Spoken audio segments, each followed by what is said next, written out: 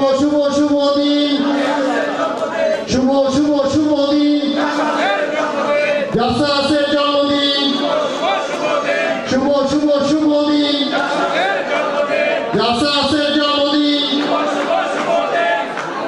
শুভ শুভ শুভ দিন। সম্মাননা দেওয়ার জন্য আমাদের প্রধানমন্ত্রীকে অনুরোধ করছি। মোবাইলটা একটু পিছনে আনুন।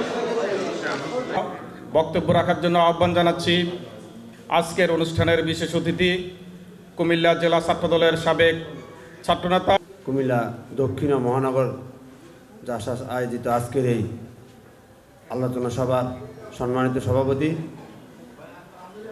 কুমিল্লা দক্ষিণ জেলা জাসাসের অনেক বছর পর জাসাস তার 46তম প্রতিষ্ঠা বার্ষিকী উদযাপন করতে যাচ্ছে।